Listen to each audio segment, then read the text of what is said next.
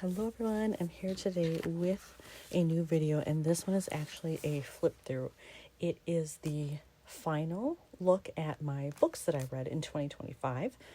I was running a little behind, and when I finally finished and met my goal for the year, I decided, you know what, I'm just going to do the last ones I need to do and then I'll film it. So I have 4 at the end that were not previously done. So again, I was a little behind. When I'm recording this, it's right at the end of December. So I actually ended up finishing a 23rd book. My goal was 22 for 2025, and I actually ended up having one extra, but I did not put it in here. I decided to only do the ones I read to meet the goal. So let's open this up and you can see those last 4 books. So this is where I had left off. I'm pretty sure, yes, that I did film all of the ones that are in here. So this is my last one. So this is actually where we start for my last 4 books of the year. This one was The Cloisters, and this had been out for a while, and I was very excited to read it, which I wrote about here, because I've actually been to the Cloisters in New York. It's all medieval art. It's way uptown in Manhattan, very, very north, if you look on a map. And it's stunning. You're there and you don't feel like you're in New York City because it's so far north and you don't really hear the traffic, or any of that. And it's on a beautiful grounds area. You can overlook the river, the Hudson River, and it's just really well put together. And the building is built like a monastery. That was the goal when it was built, and then they started bringing lots of things over from Europe, and all of the art is medieval, so it feels very castle-y, kind of. And I could totally see where someone could place a book in there and, a little mystery could happen. So I decided to read it. This one was a physical book. I actually found a copy, and hardcover even, and chose to read the physical copy. I do have to say, I liked it somewhat. Overall, it ended up being like more of a mystery than I anticipated, and not necessarily about the art. That certainly was in there. But it also has to do with like tarot reading. There were tarot cards. That's the art that they were trying to find. And that's just not really my thing. I'm not into the occult. I don't really believe that stuff. So it just ended up being a little bit of a disappointment for me. But maybe that sounds like something you're interested in. And I think it was a bestseller when it came out. So, oh yeah, it says right there. Sunday Times bestseller. So, lots of people may disagree with me and think that it was fantastic. So I'm not discouraging you from reading it. I'm just saying go into it with kind of these ideas in mind and then see what you think. And as you can see here, it did take me a little bit longer to read it. It was tough for me to get into it the whole time. Plus I had other things going on. So it took me longer to read it than normal. But in terms of scrapping it, I wanted to kind of work with the colors that were in this. That lovely teal color. I found that I had. And then because it was tarot and somewhat akin to astrology and other worldly things, I decided to use this paper. I just had some remnants of it. So I thought, well, that's perfect. I can just rip it and use it in here. And it kind of worked too with the gold tones that were here, gold and yellow. So that worked out well. And then I had these epoxy butterfly embellishments I've had forever. This helps me use them up. So happy that I could get some in there. And then I had just this big piece of ephemera, and it just worked well because there were these butterflies as part of the cover on that version. And so I just kind of went with that for my theme. All right, so the next book I read was The Poppy Field. This is set in World War I. I've read a lot of World War II fiction and historical fiction, far less of World War I. And I got this, I think I got it through every year, like Amazon used to do a free book thing, free international books from around the world, and I believe this was one of those because it's mostly in the UK where the story takes place.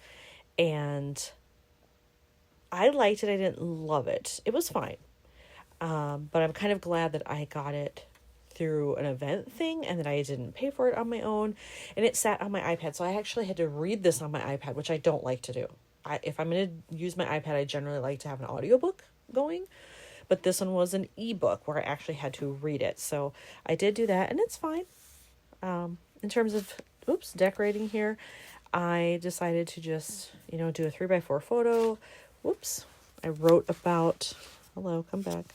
I wrote about what I thought there, I found a digital image of poppies online that I liked, and so I just fussy cut out part of that to add to this, because originally I didn't have that there and it just felt way too blank. It just felt blah. So I wanted to add something.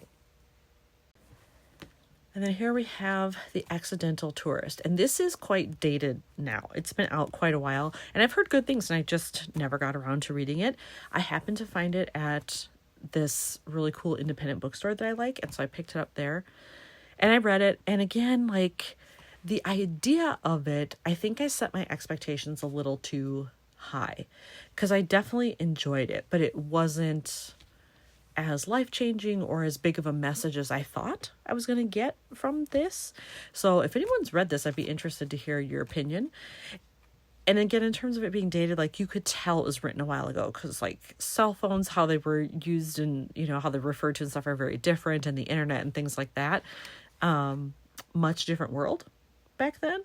So that was interesting from a historical perspective, just to see how things have changed. But it's kind of weird because this person, the main character in the story, his idea of travel is very, very different from mine. And so I actually found myself kind of being irritated. Like, really? You're traveling to all these wonderful cities and you're trying to do the least amount possible. Whereas I'm the opposite. So it was a very interesting exercise to read a book like that.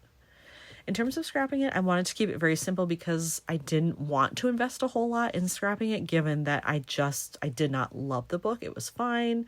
It was an okay reading experience, but I definitely didn't love it. So I just cut off kind of an end of a 4x8 piece that I had, cut it down a little bit to fit here. The colors matched. So that worked. And then I used this sort of in an ironic sense, again, because he was going out to these places, but he was not having adventures. Now, in his personal life, at the same time, he kind of did have some. But in terms of the travel aspect, he did not. And so I use that in an ironic sense that really he was not out having travel adventures at all. All right, and here we are, the last book. I loved this one so much, I gave it a 2-page spread. And I should have mentioned that. I did that here too. Originally I wasn't going to. I was going to do a single page, but I ended up having more to say than I thought. And so I wanted to be able to fit it all in. And then I found this journaling card that matched, so that was fine. And then here again, I wanted to make sure that I had a bigger block of journaling. So using this journal card and then having like a tag as part of it worked perfectly for what I wanted. And I just happened to have 2 pieces of this paper that I could cut down that would work here. And I loved that they're exclamation points, because that was kind of my attitude reading this book the whole time. Like, how? I am incredulous at the fact that this guy got away with so much, so easily, then was punished so little along the way, being arrested, more than once for stealing art. It's just incredible to me. And it lets me know we've advanced certainly in how we care for art, how we safeguard it in museums, but clearly thefts still happen. This was not that long ago. This was, the 90s where some of this is taking place, into the 2000s.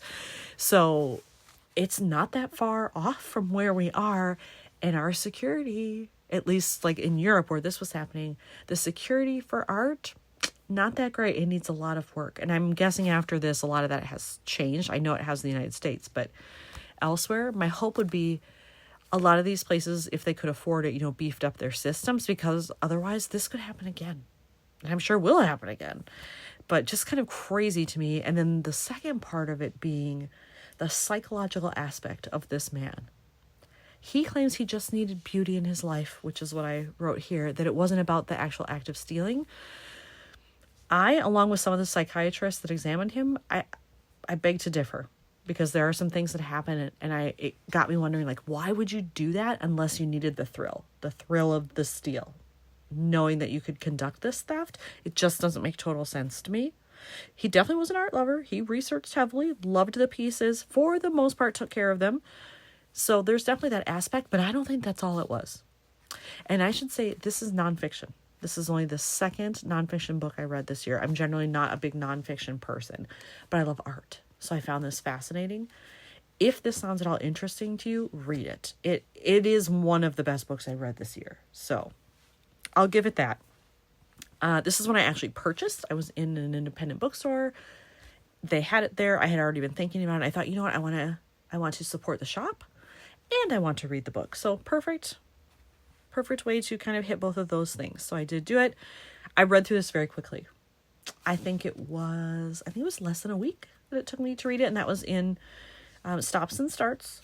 Because I had other things going on. The holidays happened, so I couldn't just sit down and finish it, beginning to end in one sitting. But I did go through it pretty quickly, so I'm happy about that. And then this was my final one that helped me achieve my reading goal for 2025. So that's great.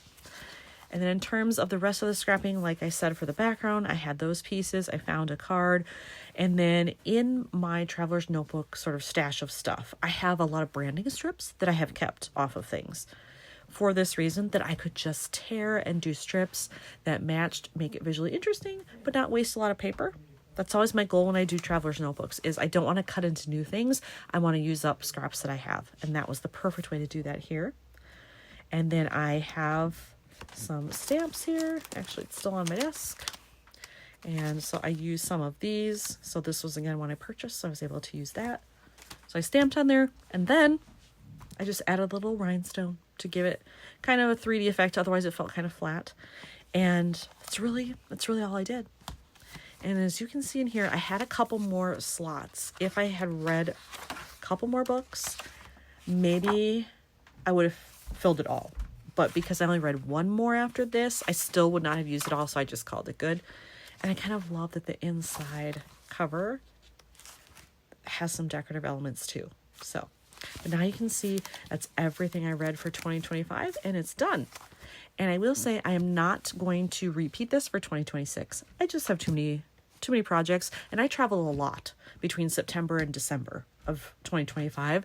And so I have a lot of projects to work on. So I'm not going to scrap any books for 2026. I can also say that I can see the numbers on who've used these, and this is probably the lowest thing I had. Not that this should be determined by that, but I can see those numbers, and so I just don't think people are that interested. But if you ever want to talk books, let me know, because I love to read. I was a lit major undergrad, so I love to do some analysis of what I read. Open to that. But otherwise, this one is complete. Thanks for watching.